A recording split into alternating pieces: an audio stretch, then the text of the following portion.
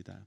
오늘 우리에게 주신 하나님의 말씀은 마태복음 17장 우리 14절에서 20절까지입니다.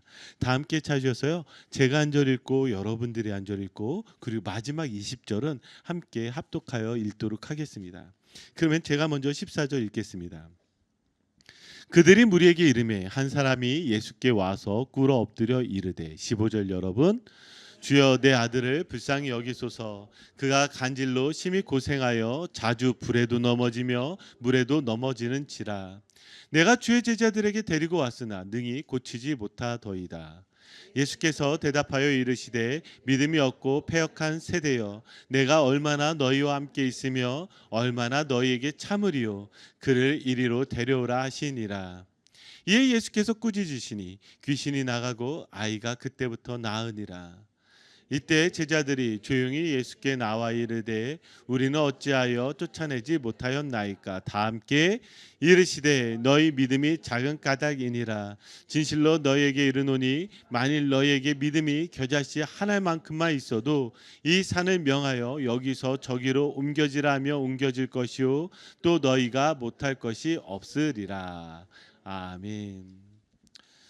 여러분들 중에 혹시 예수님의 12제자를 보시면서 목사님 제가 그래도 이 제자들보다는 믿음이 좋습니다 이렇게 말씀하실 수 있는 분이 계신가요? 여러분 12제자들보다 믿음이 더 좋으신가요? 아마도 없을 것입니다. 왜냐하면 예수님의 12제자는 예수님을 직접 본 사람들이에요. 예수님의 놀라운 기적을 경험했던 사람들입니다. 예수님의 말씀을 생생하게 들었던 사람들이죠. 자, 이런 이들보다 십살이 제가 더 이들보다 믿음이 좋습니다 이렇게 말할 수 있는 분들은 아마도 없을 것입니다. 그런데 오늘 말씀을 보면 예수님은 두 번에 걸쳐서 제자들에게 이렇게 말씀하시는데 믿음이 없고 패역한 세대요, 믿음이 작은 까닭이니라. 자, 그렇다면 지금 우리보다 더 나을 거라고 생각했던 이 제자들은 믿음이 없는 사람들이고 믿음이 작은 사람들이었습니다. 그러면 우리는 어떠할까요? 제자들도 이러한데 우리의 믿음은 과연 어떠할까요? 그러면 다시 이런 질문이 생기죠. 도대체 예수님이 말씀하시는 믿음이 무엇일까? 그리고 그 믿음이 크다 작다 하시는데 어떤 믿음이 큰 믿음이고 어떤 믿음이 작은 믿음일까? 자, 바로 이 믿음에 대해서 우리 한번 그 답들을 좀 찾아가 보도록 하겠습니다. 자, 14절 15절입니다. 우리 같이 한 목소리를 읽어볼까요? 그들이 무리에게 이르매 한 사람이 예수께 와서 꿇어 엎드려 이르되 주여 내 아들을 불쌍히 여기소서. 그가 간질로 심히 고생하여 자주 불에도 넘어지며 물에도 넘어지는지라. 지금 한 아버지가 지금 예수님께 찾아와 꿇어 엎드렸습니다. 그러면서 뭐라고 말하냐면 주여 내 아들을 불쌍히 여기소서라고 간청을 합니다. 이러한 지금 아버지의 모습은요 정말 간절한 모습이었고 정말 예수님 가운데 무릎을 꿇으며 간청하는 모습이었습니다. 자, 그가 찾아온 이유는 무엇이었을까요? 그의 아들이 간질을 겪고 있기 때문입니다. 그리고 그 간질이 얼마나 심한지 성경에서는 심히 고생하여 이렇게 표현하고 있어요.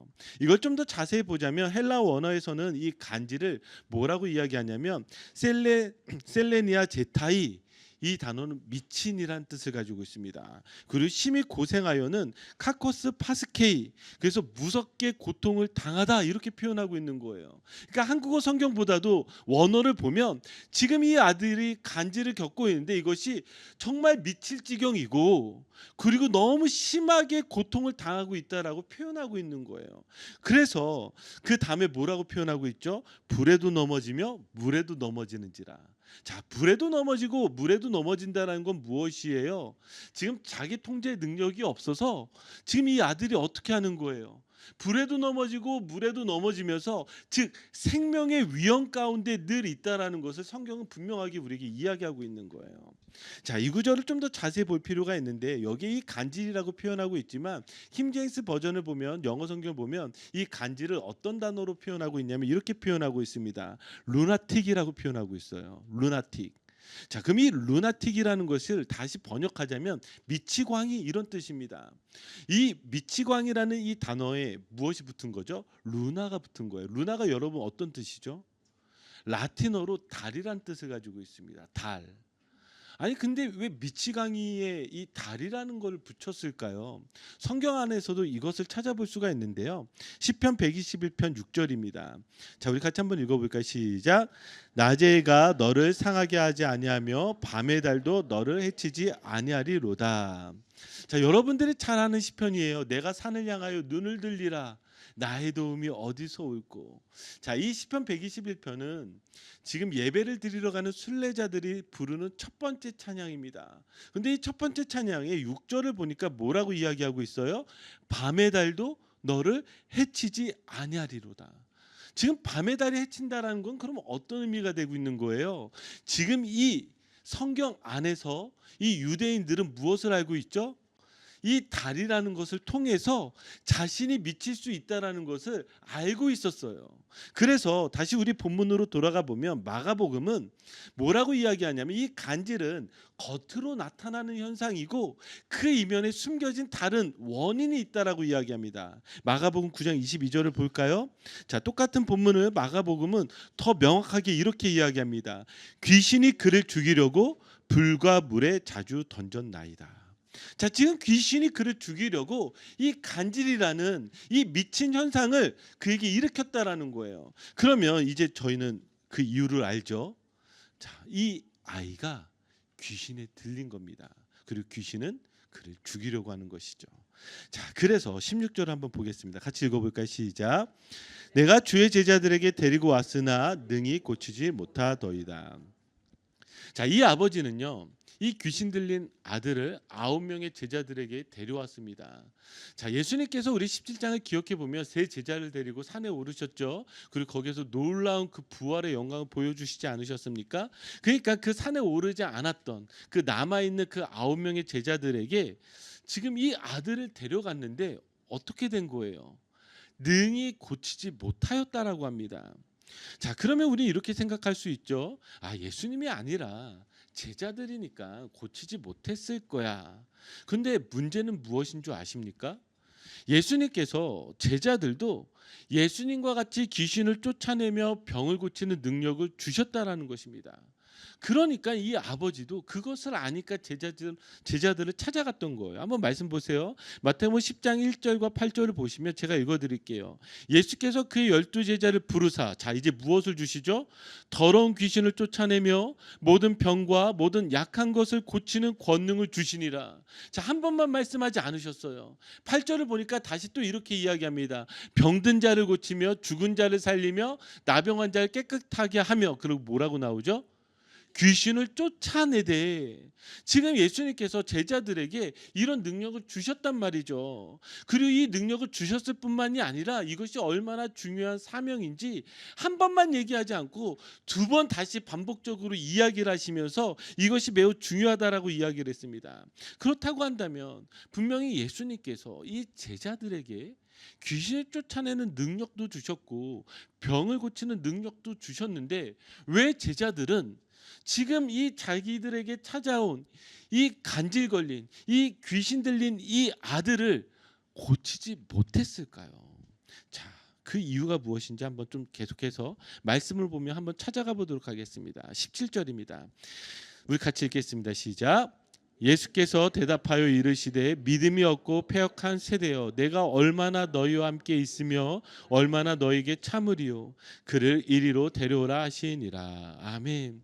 지금 이 말씀 보면요, 예수님께서 지금 이 제자들의 모습을 보며 매우 실망하셨고 매우 화가 나셨다는 것을 느낄 수가 있어요. 그러니까 예수님 뭐라고 얘기하세요? 믿음이 없고 패역한 세대요. 그러면서 이렇게까지 이야기하십니다. 얼마나 너희와 함께 있으며 얼마나 너희에게 참으리요. 이렇게 말씀하고 있는 거예요. 자, 그럼 이 구절 한번 생각해 보세요. 지금 예수님이 실망하셨고 예수님이 화가 나셨어요. 그 이유가 무엇이에요? 앞에 두 가지로 명확하게 이야기하죠. 첫 번째가 뭐죠? 믿음이 없고, 두 번째가 뭐죠? 패역한 세대라는 거예요. 자, 이 두 문장은 사실은 같은 의미를 가지고 있습니다. 이 패역하다라는 이 단어는 헬라어로 디아스트레포라는 단어인데요. 무엇에 의해서 변하다. 무엇에 의해서 거스리다. 지금 이런 뜻을 가지고 있습니다. 그러면 가만히 생각해 보면 이거죠. 지금 하나님의 말씀 가운데서 이들이 변절되어졌고 거스렸고 변했다는 것을 알 수가 있어요. 이거를 지금 마치 무엇과 똑같이 표현하고 있냐면 믿음이 없다라고 표현을 하고 있어요. 자, 여러분들이 아마 이 구절을 본 적이 없으실 텐데 지금 예수님이 믿음이 없고 패역한 세대여라고 이 말하고 있는 표현은요. 신명기에 이미 나와 있는 말씀입니다. 한번 볼까요? 신명기 32장 5절과 20절인데요. 제가 한번 읽어드릴게요. 그들이 여호와를 향하여 악을 행하니 하나님의 자녀가 아니요 흠이 없고 삐뚤어진 세대로다. 여기 어떤 세대? 삐뚤어진 세대로다 이렇게 말하고 있죠. 20절에 뭐라고 이야기하냐면 그가 말씀하시기를 내가 내 얼굴을 그들에게 숨겨 그들의 종말이 어떠함을 보리니 그들은 어떤 세대? 심히 패역한 세대요 진실이 없는 자녀이미로다. 신명기 말씀에 나오는 이 표현, 지금 이 패역한 세대를 어떤 사람들에게 쓰고 있냐면 하나님의 자녀가 아닌 사람들을 향해서 쓰고 있어요. 그럼 우리가 이렇게 생각해 볼 수 있어요. 이 말씀을 가지고 지금 예수님이 말씀하셨어요. 누구에게요? 지금 귀신을 쫓아내야 되는 이 제자들이 귀신을 쫓아내지 못하고 있으니까 너희는 믿음이 없고 패역한 세대야. 그런데 이 말씀을 어디서 가지고 왔냐면 신명기 말씀에서 가지고 왔단 말이죠. 그런데 이 신명기 말씀을 가만히 보니까 어떤 뜻이에요? 이런 사람들은 하나님의 자녀가 아니래요. 구원받지 못한 사람들이라는 거예요. 그럼 다시 이런 질문이 생기는 거죠. 여러분, 우리가 만약에 지금 여기 귀신 들린 사람이 있는데 귀신 들린 사람을 쫓아내지 못하면 그런 능력이 없으면 우리는 어떤 사람과 똑같은 거예요? 구원받지 못한 사람과 똑같은 거예요. 믿음이 없는. 자, 우리 한번 옆 사람 얼굴 한번 자세히 보세요. 귀신 들렸는지. 웃으신 거 보니까 몇 분은 귀신 들리셨네요. 자, 그러면 한번 여러분 어떻게 하시겠어요? 쫓아내실 수 있으세요?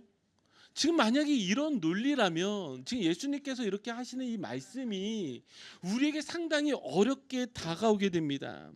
자, 그러면 다시 이 믿음과 구원을 연결시켜 버렸는데 다시 이런 질문이 생기죠.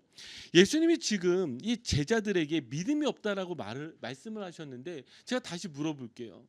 제자들의 믿음이 있었을까요? 없었을까요? 있다가 없었어요? 없다가 있었어요. 뭐 의견들이 분분한데 그럼 제가 여러분들한테 물어볼게요. 여러분 믿음이 있으세요? 믿음이 없으세요?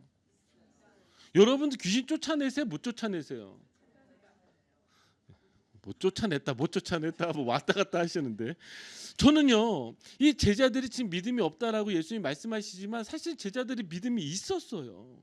없을 수가 없죠. 어떻게 제자들이 믿음이 없어요? 제자들이 믿음이 없는데 예수님을 왜 쫓아갔겠어요? 왜 따라가겠어요? 그리고 예수님의 말씀을 왜 붙잡았겠어요? 왜 예수님을 그렇게 섬겼겠어요? 다 믿음이 있기 때문이죠. 그런데 그런 그들에게 지금 예수님은 믿음이 없다라고 이야기를 하고 있어요. 패역한 세대라고 이야기하고 있어요. 자, 그러면 이게 도대체 무슨 말인가? 우리 한번 조금 더 한번 가보도록 하겠습니다. 지금 제자들이 생각하는 믿음과 예수님이 생각하시는 믿음의 차이가 있는데요. 자, 이런 이들 앞에서 예수님이 귀신을 쫓아내세요. 18절을 같이 읽어볼까요? 시작. 이에 예수께서 꾸짖으시니 귀신이 나가고 아이가 그때부터 나으니라. 아멘. 자, 예수님이 꾸짖으시니 어떻게 돼요? 귀신이 나가게 됩니다. 예수님의 축사 사역을 보면 예수님은 귀신을 향해서 명령하시고 꾸짖으시고 야단하세요. 그러니까 축사 사역을 할 때 어떻게 하는 거예요? 귀신을 향해서 꾸짖고 야단치고 소리 지르는 거예요. 자, 그럼 다시 또 이런 질문이 생기죠. 여러분, 하여튼 오늘 예배 끝나고 옆 사람이 귀신 들렸다 생각하시면 어떻게 하시면 돼요? 꾸짖으시면 돼요. 야단치시면 돼요. 소리치면 돼요. 그럼 정말 귀신이 나갈까요? 안 되거든요. 저도 다 해봤어요. 안 돼요. 안 되는 거. 자, 근데 다시 좀 본문으로 돌아와서 예수님의 이 축사 사역을 제자들이 알았을까요? 몰랐을까요? 알았죠. 예수님이 능력만 주셨겠어요? 그리고 예수님은요 이미 수많은 귀신들을 쫓아내셨고 제자들은 그것을 옆에서 보았단 말이죠.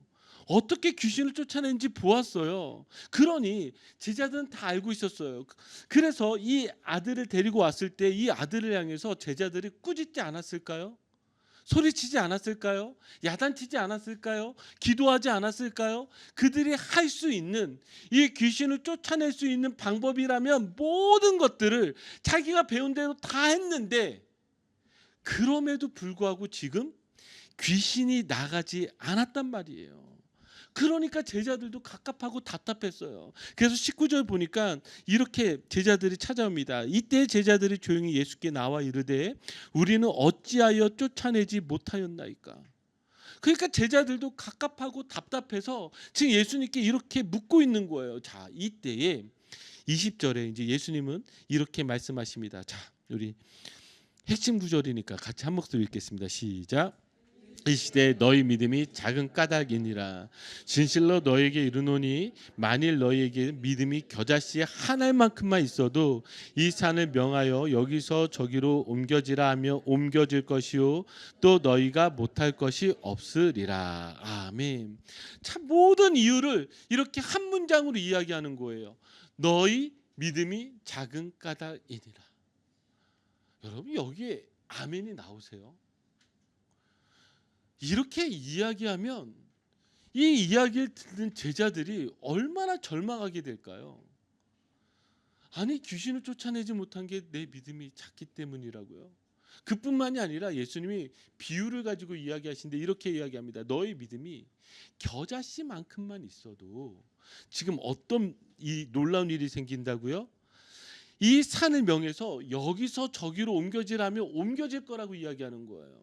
여기에 지금 겨자씨를 가지고 이야기하는 이유는 무엇이냐면 이 1세기 당시에 가장 작은 것을 표현할 때 이것은 가장 작은 겁니다라고 표현할 때 관용어로 겨자씨를 표현했어요. 이 겨자씨는 가장 작은 거예요.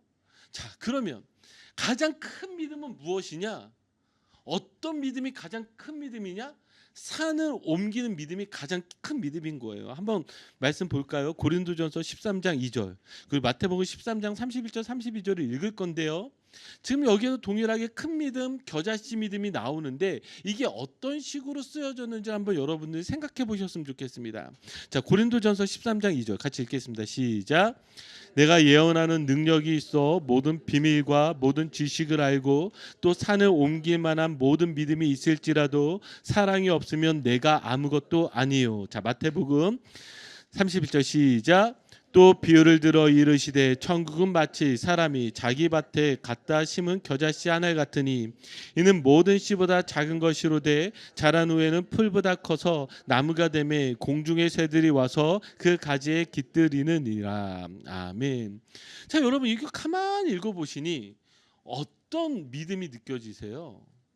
지금 이 믿음들이 지금 예수님이 너의 믿음이 작다, 너희가 겨자씨만큼만 있어도 이런 놀라운 일들이 있을 것이다. 그런데 지금 자신의 눈앞에 펼쳐진 능력이 있음에도 불구하고 귀신을 쫓아내지 못하는 이 제자들에게 이 말씀을 하셨을 때에 지금 예수님은 어떤 의도로 말씀하셨을까요? 너희들이 생각하고 있는 믿음이 잘못됐다라는 걸 이야기하는 거예요. 지금 고린도 전서 13장 2절 가만히 보세요. 산을 옮길 만한 믿음이 있어도 뭐가 없으면 아무것도 아니다?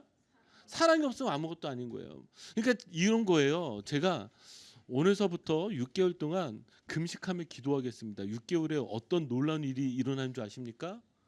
저희 교회가 100배 커질 거예요. 믿으십니까? 안 믿잖아요. 근데 그 놀라운 일이 실제로 벌어졌어요. 와, 우리 목사님 진짜 대단하세요. 금식하고 이 놀라운 일을 행하셨어요. 목사님 믿음 짱입니다. 여러분 이게 맞다라고 이야기하지 않는 거예요. 여기 뭐가 없으면 사랑이 없으면 아무것도 아니래요. 지금 믿음을 이야기하는데 이 믿음이 큰 믿음이 좋은 거예요라고 이야기하고 있지 않다라는 거예요. 성경은 도리어 하나님 나라는 어떤 것에서 일어나고 있다고 지금 예수님 말씀하세요. 겨자씨 같은 아주 작은 것에서 하나님 나라가 일어나고 있다라고 말하고 있는 것이죠. 자, 그럼 제가 좀 다시 정리를 해볼게요. 그러면 지금 이 믿음에 대해서 예수님은 전혀 다른 접근 방식으로 우리에게 말씀하고 계신 거예요. 도대체 믿음은 무엇일까요? 예수님은 어떤 믿음을 우리에게 이야기할까요? 우리가 지금 숨가쁘게 제가 계속 이 단어를 설명하기 위해서 앞에 걸 쭉 설명해 왔는데 이제 이 질문에 답을 해야 되잖아요. 도대체 믿음이 뭐예요? 지금 이 제자들이 바라봤던 믿음은 뭐죠? 귀신을 쫓아내는 것이 믿음이에요. 귀신을 쫓아내는 거. 그런데 이 예수님은요, 지금 그걸 이야기를 하는 것이 아니에요. 이 믿음은 우리가 항상 생각할 때 내가 믿으면 그 믿음대로 되는 것이 믿음이라고 생각해요. 그래서 여러분 이걸 어떤 식으로 대입을 할 수가 있냐면 마치 로또를 사고 이 로또가 1등이 되기를 1등 되는 것을 믿는 거예요. 그러면 어떤 믿음 가지면 1등 되는 거예요? 겨자씨만큼만 있으면 1등 되는 거예요. 여러분 진짜 믿으세요? 우리 신앙생활 그렇게 하고 있지 않아요? 우리 신앙생활이라는 게 믿음에 대해서 이야기하면 어떤 문제를 만났는데 제일 힘들게 하는 말이 뭔지 아세요? 에휴, 믿음도 없어. 하나님이 다 하실 건데. 아니 문제가 있어서 힘들어 죽겠는데 와서 내 모든 문제가 내가 믿음이 없다라고 얘기하니 얼마나 화딱지가 나겠어요. 열불이 나고요. 막 진짜 막 그렇게 생각 들지 않으세요? 지금 그런 이들에게 예수님이 이 믿음에 대해서 이렇게 이야기하신 거예요. 이걸 풀 수 있는 키워드가 바로 마가복음 9장 23절 24절입니다. 자, 마가복음 9장 23절 24절 같이 읽겠습니다. 시작. 예수께서 이르시되 할 수 있거든이 무슨 말이냐 믿는 자에게는 능히 하지 못할 일이 없느니라 하시니 곧 그 아이의 아버지가 소리를 질러 이르되 내가 믿나이다 나의 믿음 없는 것을 도와주소서 하더라. 아멘. 우리가 가장 잘못 사용하고 있는 구절이 23절이죠. 할 수 있거든이 무슨 말이냐 믿는 자에게는 능히 하지 못할 일이 없느니라. 제자들이 믿었다니까요. 근데 못했단 말이죠. 근데 지금 이 말씀 가운데 누가 등장하고 있는 거예요? 제자들보다 믿음이 없는 이 귀신 들린 아이의 아버지가 찾아왔어요.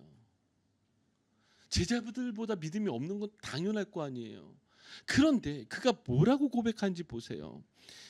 그 아이의 아버지가 소리를 질러 이르되 내가 믿나이다 나의 믿음 없는 것을 도와주소서.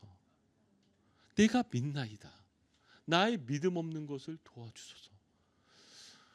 참 이 표현이요. 참 묘해요. 내가 믿기는 믿는데 내가 믿음이 없대요. 주님, 내가 믿고 싶은데 믿기지 않아요. 나 정말 하고 싶은데 믿을 수가 없어요. 지금 이렇게 고백을 하고 있는 거예요. 이 고백이요. 아주 중요한 믿음의 고백입니다. 여기서 말하고자 하는 그 믿음은 무엇이냐? 내 믿음이 아니라 그리스도의 믿음을 이야기하는 거예요. 내 믿음으로 저 귀신을 쫓아낼 수 있는 것이 아니라 내가 할 수 있는 것이 아니라 예수 그리스도께서 하실 것을 믿는 거예요. 자, 이것을 우리가 더 알 수 있는 것이 믿음의 거장인 사도 바울의 고백을 통해서 더 분명히 알 수 있습니다. 디모데전서 1장 15절 보면 믿보다 모든 사람이 받을 만한 이 말이요 그리스도 예수께서 죄인을 구원하시려고 세상에 임하셨도다 하였도다. 죄인 중에 내가 괴순이라. 사도 바울이 지금 어떤 사람이라고 고백하고 있습니까? 자신이 죄인 중에서도 괴수라고 이야기하고 있어요. 제가 바로 죄인 중에 죄인입니다. 죄가 너무나 많은 사람입니다. 그런데 이 고백이요 사도 바울이 예수 그리스도를 만났던 그 회심의 순간에 한 고백이 아니에요. 오히려 시간이 흘러 나이가 들어 디모데를 향해서 그가 편지를 쓰면서 하는 고백이에요. 나이가 들었다고 한다면 여러분 어떤 고백이 더 나올까요? 사도 바울은 예수님을 전했던 사람이에요. 예수님을 위해서 자신의 목숨을 바쳤던 사람이에요. 그런 사람의 지금 뭐라고 이야기하는 거냐면 오히려 나는 이 믿음 중에서도 가장 큰 믿음을 가지고 있는 사람이야. 디모데에게 이렇게 이야기를 해줘야 되는데 그렇게 이야기하지 않고 오히려 이렇게 이야기한 거예요. 나 정말 형편없는 사람이야. 나 죄인 중에 죄인이야. 자, 그가 왜 이렇게 이야기할 수 있을까요? 그게 13절이에요. 자, 우리 같이 읽겠습니다. 시작. 내가 전에는 비방자요 박해자요 폭행자였으나 도리어 궁유를 입은 것은 내가 믿지 아니할 때에 알지 못하고 행하였음이라. 아멘. 여기 뭐라고요? 내가 믿지 아니할 때에. 내가 믿지 아니할 때에. 전에는 비방자요 폭행자요 박해자였던 정말 도저히 구원받을 수 없었던 사람인데 그렇게 믿지 아니할 때에 그가 궁유를 입은 거예요. 자, 여기에 믿음이 뭔지 우리가 다시금 분명하게 알게 됩니다. 바울이 고백하고 있는 것은 내가 믿음이 대단해서 지금 이렇게 전도자로서 살아갑니다. 그 고백이 아니라 여전히 나는 형편없고 부족한 사람이지만 나를 살리신 그 은혜, 나를 구원해 주신 그 믿음 때문에 내가 지금 이 자리에 섰습니다. 그렇게 고백하는 거예요. 그래서 로마서 5장 8절 9절 그가 이렇게 고백하잖아요. 우리 같이 읽어볼까요? 시작. 우리가 아직 죄인 되었을 때 그리스도께서 우리를 위하여 죽으심으로 하나님께서 우리에게 대한 자기의 사랑을 확증하셨느니라. 그러면 이제 우리가 그의 피로 말미암아 의롭다 하심을 받았으니 더욱 그로 말미암아 진노하심에서 구원을 받을 것이니. 아멘. 우리가 아직 죄인 되었을 때 뭐 하셨다고요? 그리스도께서 우리를 위하여 죽으심으로 하나님께서 우리에게 대한 자기의 사랑을 확증하셨대요. 언제요? 우리가 아직 죄인 되었을 때요. 내가 믿지 아니하였을 때요.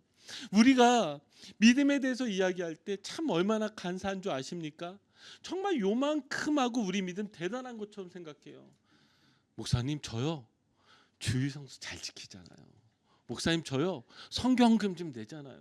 목사님 저요 교회 열심히 섬기잖아요. 이러면 괜찮은 믿음이죠? 아니죠. 답이 바뀌었죠. 이 답을 바꿔서 얘기해야죠. 제게 주신 은혜가 큰데 이 정도밖에 못하는 믿음이에요. 나 진짜 잘 살고 싶은데 예수 그리스도 따라 열심히 살고 싶은데 요만큼밖에 못하는 게 제 믿음이에요. 그렇게 이야기하는 사람이 주님 내가 믿나이다 나의 믿음 없는 것을 도와주소서 이렇게 고백할 수 있는 사람이란 사실이죠. 사랑하는 성도 여러분, 여러분들은 어떠하십니까? 이 정도밖에 하지 못하는 것이 저입니다. 이것이 얼마나 놀라운 믿음의 고백인 줄 아십니까? 저는 가끔가다 이런 장면이 생각이 나요. 예수님께서 시몬 베드로를 마지막 때 찾아가셨잖아요. 그러면서 베드로에게 이렇게 물으셨잖아요. 요한의 아들 시몬아, 내가 나를 사랑하느냐? 한번 여러분 상상해 보세요. 예수님 지금 우리를 찾아오셨어요. 그리고 여러분들이 이렇게 물으시는 거예요. 얘야, 너가 나를 사랑하느냐? 그럼 여러분 어떻게 대답할 수 있어요? 지금 이 베드로를 생각해 보면 베드로는요 예수님을 3번이나 부인했던 사람이란 말이죠. 예수님을 배반했어요. 그래서 예수님의 부활을 믿지 못하고 어떻게 해요? 자신의 고향으로 숨어 돌아갔단 말이죠. 그런 그를 찾아와서 예수님 물어보는 거예요. 너 정말 나 사랑하니? 그러면 베드로가 뭐라고 이야기할 수 있어요? 그가 겨우 할 수 있는 대답. 내가 주님을 사랑하는 줄 내가 하는 게 아니라 주님이 하시는 거예요. 왜요? 내가 믿음이 이 정도밖에 안 되는데 그럼에도 불구하고 나를 찾아오신 그 주님 앞에 내가 고백할 수 있는 사랑이 얼마나 크겠어요. 우리가 자꾸 착각하는 것이 큰 믿음, 대단한 믿음, 뭐 대단한 헌신, 엄청난 열정. 여러분 이런 거에 속지 마세요. 이런 거요. 여전히 나는 부족하지만 그럼에도 불구하고 주님 이 자리에서 예배드릴 수 있는 것이 너무 감사합니다. 이게 바로 우리의 믿음이란 사실이죠. 우리가 늘 부르며 고백하는 찬양이 있습니다. 약할 때 강함 대신에. 여러분 정말 그렇게 믿으십니까?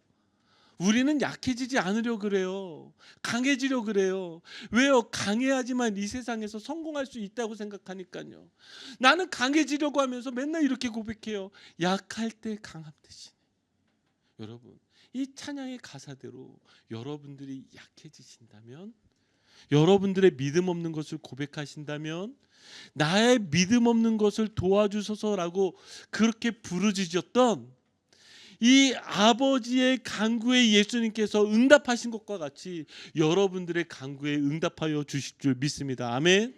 여러분, 저는 믿음이 좋은 사람입니다가 아니라 주님 가운데 내 믿음 없는 것을 도와달라고 고백할 수 있는 그런 저와 여러분들이 되기를 주님의 이름으로 축복합니다. 우리 시간 같이 기도할까요?